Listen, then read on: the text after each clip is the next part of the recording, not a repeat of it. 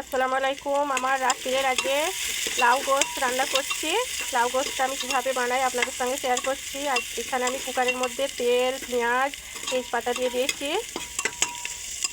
এবার এর মধ্যে আমি আদা রসুনের পেস্ট দিয়ে দিলাম 1 চামচ। এটা একটু ভালো করে নেড়ে নেব।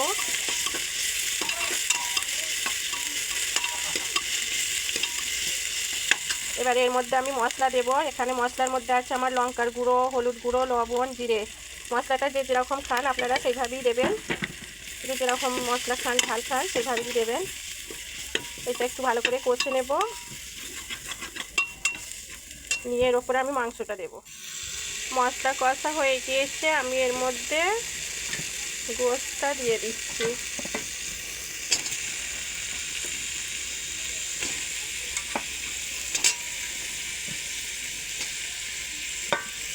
গোস্তটা দিয়ে আমি ভালো করে একটু কষে নেব।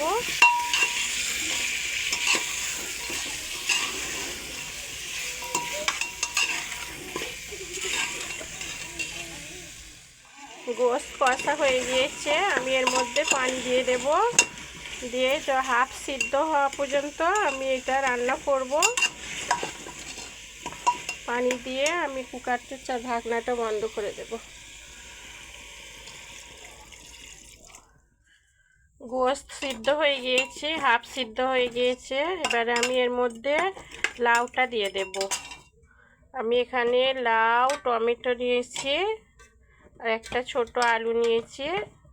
এটা ভালো করে আমি কষে হালকা একটু পানি দিয়ে সিদ্ধ করব।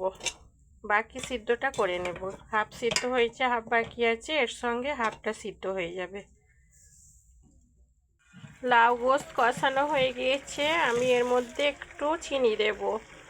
অল্প একটু চিনি দিচ্ছি, একটু মিষ্টি মিষ্টি ভাব আসার জন্যে। এই লাউ গোস্তটা আমার বাড়িতে ভীষণ পছন্দ করে সবাই। লাউটা তো ভীষণই খেতে ভালো লাগে, যেরকমভাবেই করবেন। লাউ চিংড়ি, লাউ দিয়ে ডাল বা লাউ ডিম। আমার বাড়িতে আমি বেশিটা চিংড়ি মাছ দিয়ে করি, লাউ চিংড়ি, আর এইটা বেশি করি লাউ গোস্ত।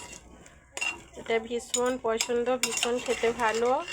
লাউ আমাদের নবীজির ভীষণ প্রিয় খাবার ছিল। খুবই ঠান্ডা একটা সবজি এটা।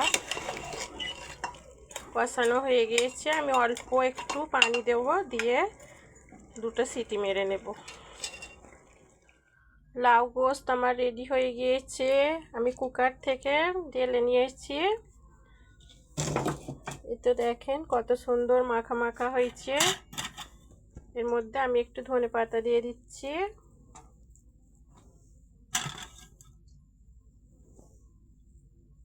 আমার লাউ গোস্ত রেডি। আপনারা কে কে লাউ গোস্ত এইভাবে পছন্দ করেন আপনারা অবশ্যই কমেন্ট করে জানাবেন। কিভাবে করেন সেটাও আমাদের কমেন্ট করে জানাবেন।